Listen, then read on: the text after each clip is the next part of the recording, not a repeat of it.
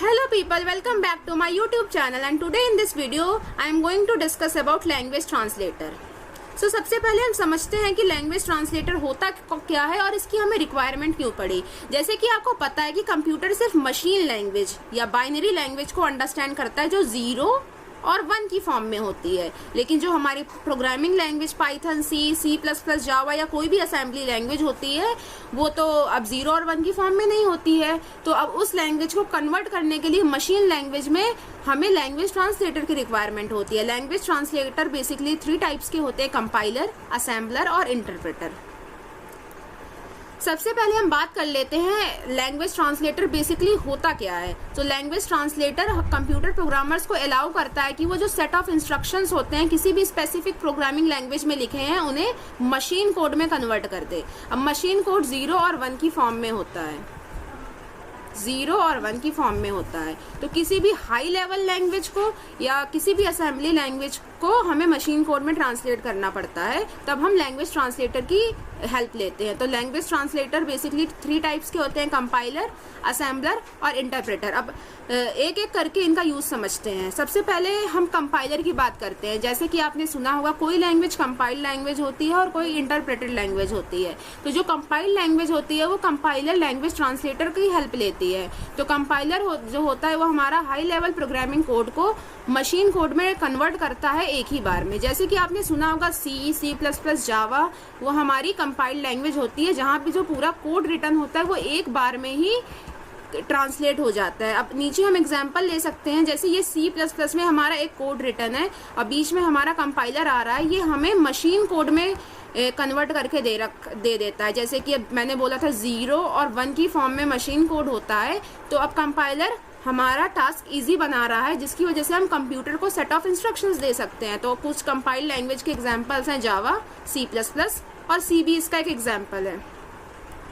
अब असेंबलर की बात करते हैं। तो असेंबलर जो होता है वो असेंबली लैंग्वेज कोड को मशीन कोड में कन्वर्ट करता है। अब ये असेंबली लैंग्वेज क्या होती है? असेंबली लैंग्वेज एक तरीके की लो लेवल लैंग्वेज होती है। जैसे हमने असेंबली लैंग्वेज में कोई भी सोर्स कोड लिखा है और अब ये कंप्यूटर के थ्रू अंडरस्टैंड नहीं की जा सकती है, तो इसे हमने मशीन लैंग्वेज में कन्वर्ट करना पड़ेगा। तो असेंबली लैंग्वेज को मशीन लैंग्वेज में कन्वर्ट करता है हमारा असेंबलर। ओके, अब हम बात करते हैं इंटरप्रेटर की लैंग्वेज। इसकी रिक्वायरमेंट बेसिकली हमें तब आती है जब हमारा कोड इंटरप्रेटेड लैंग्वेज में होता है। इंटरप्रेटर ट्रांसलेटर की रिक्वायरमेंट तब आती है। जैसे कि हमने पाइथन का हम एग्जांपल ले सकते हैं। पाइथन में जो हमारा source code high level programming language में रिटर्न है, यहाँ पे जो सोर्स कोड होता है वो लाइन बाय लाइन ट्रांसलेट होता है। जैसे कि हमारा फर्स्ट लाइन में कोड लिखा है, सेकंड लाइन में कोड लिखा है, थर्ड लाइन में, तो ये लाइन बाय लाइन होगा। तो कंपाइलर में तो 1 गो में हो जा रहा था, लेकिन यहाँ पे लाइन बाय लाइन ट्रांसलेट हो रहा है। तो हमारे इंटरप्रेटेड लैंग्वेज का एग्जांपल पाइथन हो गया। अब इसमें भी वही वर्क हो रहा है कि हाई लेवल लैंग्वेज को मशीन लैंग्वेज में ट्रांसलेट कर रहा है, लेकिन लाइन टू लाइन कर रहा है। अब हम तीनों के बीच में डिफरेंस क्लियर कर लेते हैं। जो हमारा कंपाइलर होता है वो हाई लेवल लैंग्वेज को मशीन लेवल लैंग्वेज में कन्वर्ट करता है। इंटरप्रेटर हमारा हाई लेवल लैंग्वेज को मशीन लैंग्वेज में कन्वर्ट करता है। ये दोनों के बीच में सिमिलैरिटीज हैं। वेयर एज जो हमारा असेंबलर होता है वो असेंबली लैंग्वेज को मशीन लैंग्वेज में कन्वर्ट करता है। और दूसरा डिफरेंस तीनों के बीच में देख लेते हैं। जो कंपाइलर होता है वो एक ही बार में कोड को ट्रांसलेट कर लेता है, लेकिन interpreter line by line code को ट्रांसलेट करता है। और जो असेंबलर होता है वो असेंबली लैंग्वेज प्रोग्राम को मशीन लैंग्वेज में कन्वर्ट कर देता है। कौन कौन सी प्रोग्रामिंग लैंग्वेज में इन ट्रांसलेटर का यूज होता है? C++ में हमें कंपाइलर का यूज हम करते हैं। रूबी, पर्ल और पाइथन में हम इंटरप्रेटर का यूज करते हैं और असेंबली लैंग्वेज में हम असेंबलर का यूज करते हैं। तो तीनों के बीच में ये बेसिक सा डिफरेंस था जिससे हमें तीनों के बारे में पता लग रहा है।